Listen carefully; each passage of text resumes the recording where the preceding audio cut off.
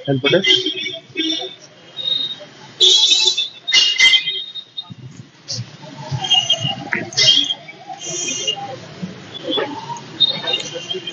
अच्छा, ये help desk है या इसी में जन सुनवाई वाला दोनों एक साथ है? महिला हेल्प डेस्क का ये सर बन रहा है। अच्छा, अभी ये बन रहा है। हेल्प डेस्क कौन देखता है बेटा? इधर है, कहाँ है रजिस्टर, कहाँ है? खोलो, लेटेस्ट दिखाओ बेटा, लास्ट पेज।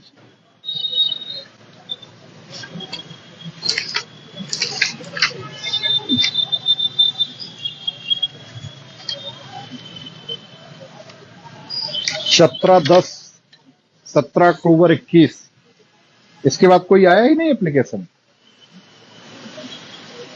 ऐसा कैसे हो सकता है? 16/12/21 के बाद 17/10/21 आता है, 17/12/21 आता है।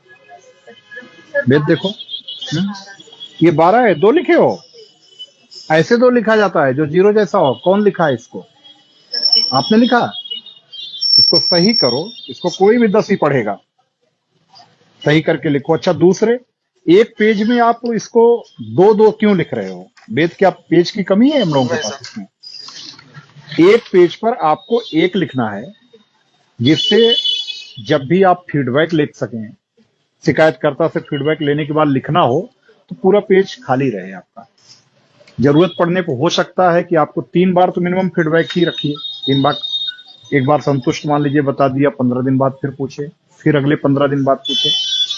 आप इस प्रकार से उसको 45 डेज तक फीडबैक रखेंगे। उसके अलावा मान लो यह भी हो सकता है कि शिकायतकर्ता जो निस्तारण किया गया है शिकायत का, उससे संतुष्ट ना हो।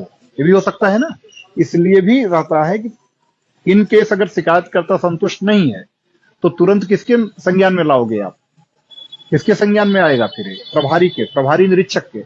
वो शिकायत दूसरे को देंगे, इसके प्रार्थना पत्र को दूसरे को देंगे, दूसरे उप निरीक्षक या जिसको भी दिया। और फिर जब शिकायत निपट करके आई तो अंतिम निस्तारण तक यही प्रक्रिया दोहराई जाएगी। इसलिए एक पेज में केवल एक लिखना है। ये एकदम याद रहे, क्लियर रहे। कि मैं हर बार कह चुका हूं ये। और देखो, ये ऐसे ही होना चाहिए। ठीक, इस पेज पे पूरा एक रहे। अब इसमें फीडबैक कहाँ लिया है ये बताओ मुझे, कहाँ है ये?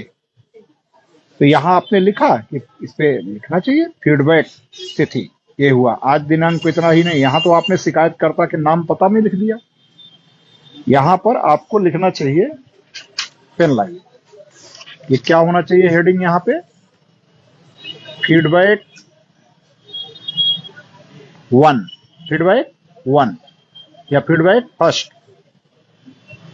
आपने फीडबैक फर्स्ट लिया, कितनी तारीख को लिया? 18/12/2021 को। 18/12 को लिया है, आज ही लिया है। हाँ, आज 18 है कि 19? 19 है, 19 तारीख, सॉरी।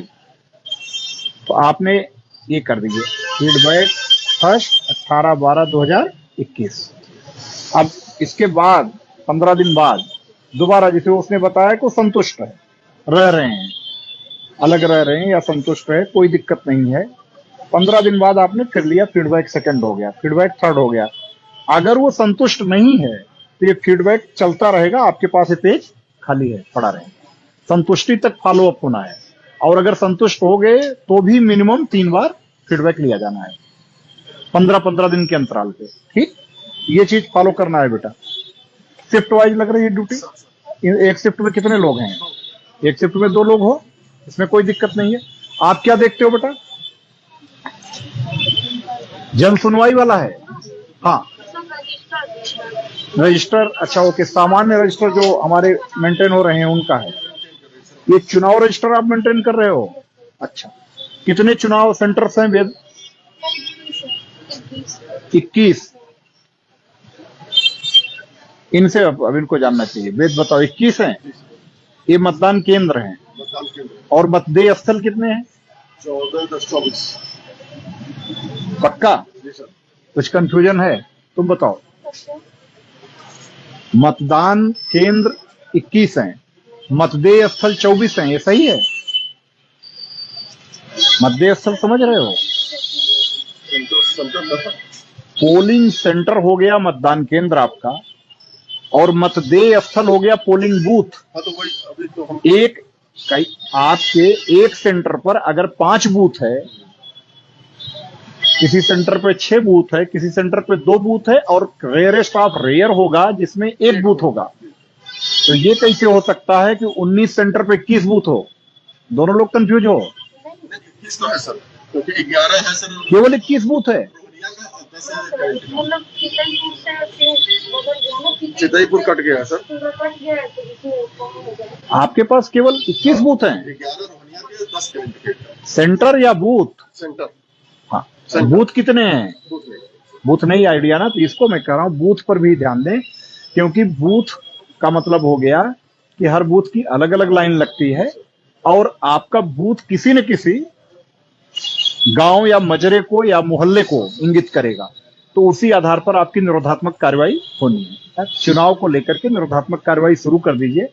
विशेष करके जो लाइसेंसी हथियार हैं उनका वेरिफिकेशन के साथ साथ, जो लोग यूजलेसली मतलब रखे हों कहीं पर, इंटरेस्टेड ना हो, तो उनका वेरिफिकेशन शुरू हो जाए।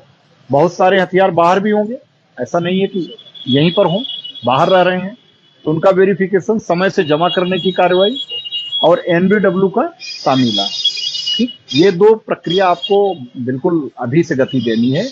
और निरोधात्मक कार्रवाई भी आप पिछले चुनाव और इस चुनाव के बीच में भी जो चुनाव हुए हैं, उनमें भी जो लोग किसी भी रूप में कभी भी फिजिकल वायलेशन में लगे रहे हैं, मान लीजिए किसी के खिलाफ एनसीआर बॉडी ऑफेंस की दर्ज है, एफआईआर दर्ज है, तो आपको क्या करना है? उन सबको निरोधात्मक कार्रवाई के दायरे में ला देना है। 107, 116 की कार्रवाई कब मानी जाएगी? जब 117 में बदल जाएगा। 117 की कार्रवाई अगर आपने कर ली है सीआरपीसी की, तभी आप उनका 122 के तहत जब्तीकरण की कार्रवाई ठीक उसी प्रकार करा सकेंगे जैसे गैंगस्टर अधिनियम में आप जब्तीकरण की कार्रवाई कराते हैं 14(1) में। एचएस की क्या स्थिति है? कितने हिस्ट्री सीटर्स हैं अपने? 59। कितना? अच्छा, रजिस्टर, मेन रजिस्टर्स जो मैं बता रहा हूं उनको वहां लेके आना है आपको। कौन है मुंशी? कौन है? आइए, इधर हैं, आइए ऑफिस में आइए। अच्छा, ये ऑफिस है अपनी। रजिस्टर बेटा निकालो, फ्लाई सीट, ठीक है? एचएस की फ्लाई सीट समझ रहे हो ना? फ्लाई सीट निकाल लो, त्योहार रजिस्टर निकाल लो, गुंडा रजिस्टर, ठीक, और उसके बाद एनसीआर जांच रजिस्टर, एससी एसटी और महिला उत्पीड़न संबंधी अपराध, और समाधान दिवस और संपूर्ण समाधान दिवस, और इसके अलावा हत्या बलवा रोकथाम रजिस्टर। इतने रजिस्टर निकाल करके लेकर के आओ, ठीक? लेकर के निकाल करके आओ ऑफिस में। आओ बेट, इधर आओ। इसमें बनवा रहे हो? इस केबिन में? ठीक, बढ़िया। और ये क्या है ऑफिस?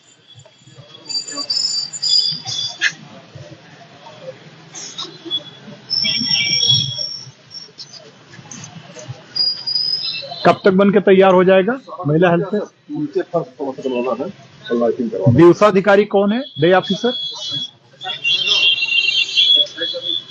एक तो दिवसाधिकारी और एक रात्रि अधिकारी होते हैं ना, 12-12 घंटे की शिफ्ट वाले। इधर आइए।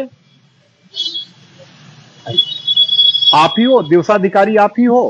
अच्छा, आप तो दिवसाधिकारी के रूप में देखो, पहले भी यहां पर एक बार कंप्लेन मिल चुकी थी, वेद आपके आने के पहले की हिस्ट्री है, मालूम होगा, जो बाद में देहात क्षेत्र में कि कोई व्यक्ति ने शिकायत की थी कि यहाँ आया, और उसकी उस समय गुमशुदगी नहीं लिखी गई थी। बाद में जो इंसिडेंट हुआ था देहात क्षेत्र में, तो जो भी दिवसाधिकारी रहे, रात्रि अधिकारी रहे, आप परफेक्ट जिम्मेदार होंगे। कोई भी शिकायत करता आया तो वो हर हाल में अटेंड किया जाना चाहिए। इंश्योर करिए, अगर वो एफआईआर के लिए आया है तो भी आप तुरंत एफआईआर दर्ज करिए। आवश्यक जहां भय समझ रहे हैं आप, इमीडिएट अपने, अगर यहीं पर उपस्थित हैं प्रभारी, उनसे बताइए। नहीं उपस्थित हैं, फोन से बताइए, या जहां भी आवश्यकता है, जो भी हमारी सेट प्रैक्टिस है बताने की, बताइए। लेकिन हमारी प्रैक्टिस के कारण ये स्थिति कतई ना हो कि वो अनअटेंडेड हो। बात समझ रहे हो ना? अनअटेंडेड नहीं होना चाहिए। उसका जो भी ग्रीवांस है तत्काल देखा जाए, ये निश्चित करना है। रजिस्टर मंगा लो बेद, आते हैं।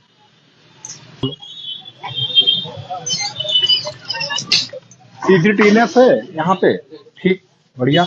आप लोग बताओगे आईजीआरएस में क्या रैंकिंग है हमारी थाने की इस समय? निकाला है, देखा है? अच्छा, तो जो भी लंबित है थाना स्तर पे भी, इनको समयबद्ध तरीके से सबका और गुणवत्तापूर्ण निस्तारण हो जाए, किसी भी रूप में कोई भी डिफॉल्ट में न जाए, और किसी भी रूप में ऐसी स्थिति ना हो कि कोई असंतोष की ही परिभाषा में हो, जो हो निस्तारण होता जाए। विवेचनाओं के निस्तारण में क्या स्थिति है? योजना तो बहुत कम हो गई सर, और मेरे ख्याल से 203 पे है अभी। कल का आंकड़ा 200। रैंकिंग क्या है विवेचनाओं के? आप निकाल करके प्रिंट आउट लेकर के आइए, देखें कि क्या है कि पूरा ओवरऑल कितनी टेंडेंसी में दुरुस्त है काफी। तो वेद, ये आपने इधर मेहनत कराई? क्योंकि मैं पिछली बार आया था तो साफ सफाई की स्थिति अच्छी नहीं थी, तो साफ सफाई तो काफी बढ़िया दिख रही है। ये कच्छ तो था, लेकिन मुझे लगता है कि ये, हाँ, इस तरीके से नहीं था। तो इसके लिए साफ सफाई की व्यवस्था अच्छी रखवाने के लिए इनको अपनी तरफ से प्यारो सा इनाम भी हमारी तरफ से वेद प्रकाश जी के लिए लिखिएगा। इसमें अच्छी व्यवस्था है, साफ सफाई के लेवल मेंटेन रहे, ये चीज इंश्योर करना है।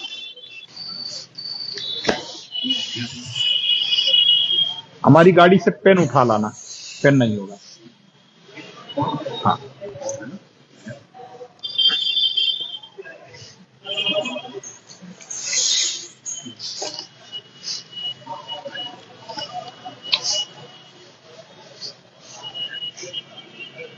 में त्योहार बीता है, कौन सा प्रकाश त्योहार बीता है?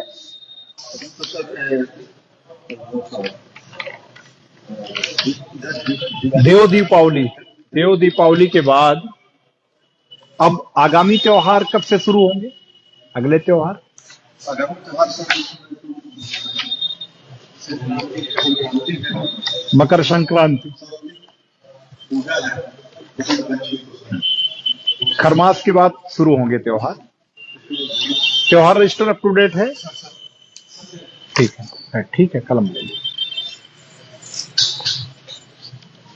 आपके यहाँ संत रविदास जयंती, ये भी काफी महत्वपूर्ण फेस्टिवल के रूप में होता है। मेरी समझ से मुख्य मंदिर आपके ही थाना क्षेत्र में है, और पीछे लिखा भी है, विस्तार से लिखा भी हुआ है।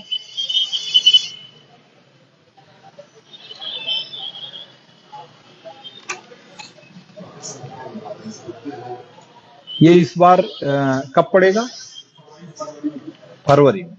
तो ठीक है, अब रजिस्टर अप टू डेट है, इसको लेकर के अलर्ट हमेशा से, जो भी पीछे के मतलब प्रविष्टियां हैं उनको पढ़ करके उनसे अनुभव का लाभ जरूर लिया जाए। एनसीआर जांच रजिस्टर,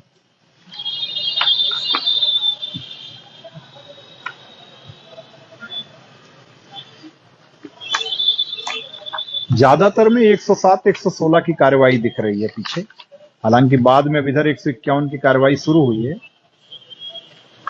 ये चीज ध्यान देना है इसमें कि जो 151 की कार्रवाई हो, वे अनिवार्य रूप से अगर दोनों पक्ष मान लीजिए लड़े हैं, दोनों पक्ष हिंसा में संलिप्त रहे हैं तो दोनों पर हो, लेकिन अगर एक पक्षी रूप से किसी ने मारा पीटा है किसी को, तो हमेशा 151 की भी कार्रवाई एक पक्षी होनी चाहिए, और यही तभी सही न्याय मिल पाता है। अगर 151 की कार्रवाई, मान लो एक व्यक्ति ने किसी व्यक्ति को मारा पीटा और आपने ला करके 151 में दोनों को बंद कर दिया, तो ये मेरी समझ से मतलब कहीं ना कहीं से जस्टिस तो भूल जाइए, इनजस्टिस बहुत गलत तरीके से डिलीवर करना हुआ उस व्यक्ति को जो पीड़ित है, क्योंकि वहां पर तो पहले भी पिट चुका और आपने दोषी के साथ उसको भी हवालात में डाल दिया, तो ये स्थिति कतई नहीं होनी चाहिए। 151 की कार्रवाई अनिवार्य रूप से आक्रामक पक्ष के खिलाफ एक पक्षी तरीके से करिए। हाँ, अगर दोनों पक्ष मारपीट में एज ए ग्रुप लड़े हों, दोनों का 19-20 ही सही अंतर हो, बट मतलब मारपीट में दोनों शामिल हों, तब दोनों पक्ष पे करिए। बट मतलब अगर एक पक्षी मारपीट का है तो उसमें एक पक्षी ही 151 की भी कार्रवाई की जाए।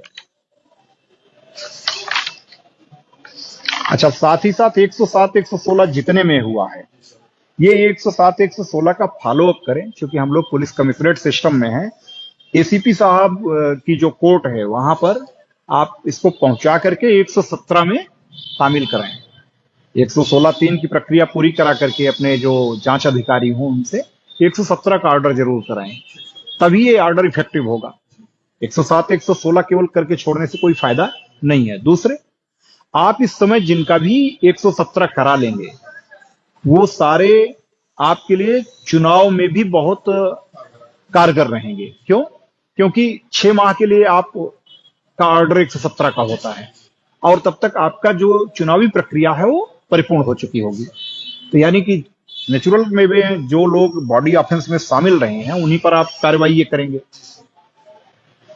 और जब बॉडी ऑफेंस में शामिल व्यक्ति जब सामान्य अपराधों में शामिल है, सामान्य रूप से किसी से लड़ झगड़ रहा है, तो पूरे चांस ये भी हैं कि वो चुनाव के दौरान भी इस प्रकार की अशांति करने की स्थिति उत्पन्न करना चाहे। तो हम पहले से इस पर नजर रखें।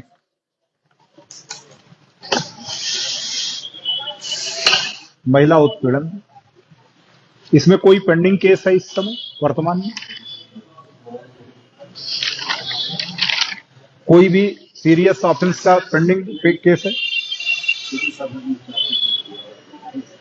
ठीक है, ये सर्वोच्च प्राथमिकता पे है शासन की, डीजीपी साहब की। और इसमें किसी भी रूप में महिलाओं से संबंधित जो भी अपराध कहीं भी कारित है तो समय से उन सब में समयबद्ध तरीके से चार्जशीट हो, गिरफ्तारी की कार्रवाई हो, सब पूरी कर लें। गुंडा रजिस्टर, एसएसआई साहब, कितने प्रकार के गुंडे होते हैं? कितने प्रकार के गुंडे सूचीबद्ध किए गए हैं? आपको है जानकारी? नहीं है? वेद आप बताओ। इसका मतलब आपने भी पढ़ा नहीं है पूरा। 4 प्रकार के ही गुंडे होते हैं। कितने? कौन कौन? राजनैतिक, सांप्रदायिक, छात्र और आपराधिक। कितने? 4 प्रकार के, जिनमें से राजनैतिक स्पष्ट है, छात्र भी स्पष्ट है जो स्टूडेंट्स से रिलेटेड है, सांप्रदायिक भी स्पष्ट है जहां पर कम्युनल हार्मोनी प्रभावित हुई हो। इन तीनों के अलावा जो लोग गुंडा की कैटेगरी में आते हैं उनको किसमें डाला जाता है? आपराधिक में। ये एकदम से याद रहना चाहिए। और जितने लोग आपके इन चारों प्रकार की गुंडा की कैटेगरी में हैं उनको आप अनिवार्य रूप से मॉनिटर करते रहें कि वो हमेशा एट ए टाइम आपके 117 में पाबंद रहें और भारी पे उछल के में पाबंद रहें, ताकि अगर किसी भी प्रकार का न्यूसेंस को क्रिएट करना चाहें तो आप उनकी जब्तीकरण की कार्रवाई 122 सीआरपीसी में करा सकें। अब कमिश्नरेट में आपको ये अतिरिक्त लाभ है कि आप जिन पर प्रभावी कार्रवाई करेंगे उसमें कोई डिले होने के चांस नहीं है। तो ये चीज आप इसमें करा लीजिए। इसका अध्ययन करके चुनाव के पहले यह भी पूरी तरह अपडेट हो जाना चाहिए। इसको मैं 1 सप्ताह बाद पुनः निरीक्षण करूंगा आपके थाने का। अभी मैं इसीलिए अभी सरसरी तरीके से बाकी चीजों को कर रहा हूं। हत्या बलवा रोकथाम रजिस्टर, इस रजिस्टर में भी मैं यही चाहूंगा कि जितने भी इस प्रकार के एलिमेंट्स हैं जो गंभीर शारीरिक अपराधों में संलिप्त रहे हैं, हत्या बलवा रोकथाम रजिस्टर में जो भी इंगित हैं, इन सब पर भी प्रभावी निरोधात्मक कार्रवाई समय से कर ली जाए और वो कागजी खाना पूर्ति की ना हो। 107-16 हो तो 117 तक पहुंचे। इसके अलावा गुंडा, मिनी गुंडा 109-10 110 जी, और अगर उनके कई बार अपराध का रिपीटेंस हुआ हो तो आप उसमें एचएस खोलिए उनकी। इसी प्रकार से कई अपराध की स्थिति में ही आप गैंगस्टर की भी कार्रवाई करिए। इसमें भी किसी प्रकार से कोई ढिलाई नहीं करनी है। ये आपका सबसे महत्वपूर्ण रजिस्टर है। इस पर शासन की तरफ से, माननीय डीजीपी साहब की तरफ से बहुत जोर दिया जा रहा है। हत्या बलवा रोकथाम रजिस्टर को अगर आपने अच्छे तरीके से, प्रभावी तरीके से पीछे का पढ़ करके और इनको निरोधात्मक कार्रवाई के दायरे में ला लिया तो आप मान के चलिए कि वहां पर किसी प्रकार की अशांति होने की संभावना नहीं रहेगी। समाधान दिवस रजिस्टर, कोई इधर के पीछे के कोई मामले पेंडिंग तो नहीं है? एक केवल है पीछे का, ठीक है। तो उनसे बात करके जो भी कंसर्निंग राजस्व निरीक्षक हों या जो इसमें लेखपाल जुड़े हुए हैं, टीम के साथ भेज करके निपटा दीजिए समय से। किसी भी रूप में समाधान दिवस का या संपूर्ण समाधान दिवस का समयबद्ध तरीके से निस्तारण हो जाना चाहिए, पेंडिंग नहीं रहना चाहिए। संपूर्ण समाधान दिवस का कोई लंबित है?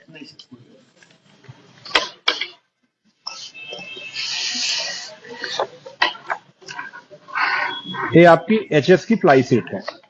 कुल एचएस की संख्या कितनी है? अभी पानी नहीं पिएंगे, पानी नहीं पिएंगे। कितनी है?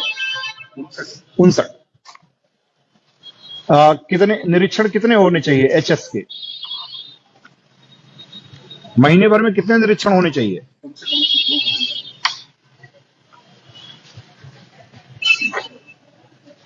दो होने चाहिए। अच्छा, दिन में या रात में?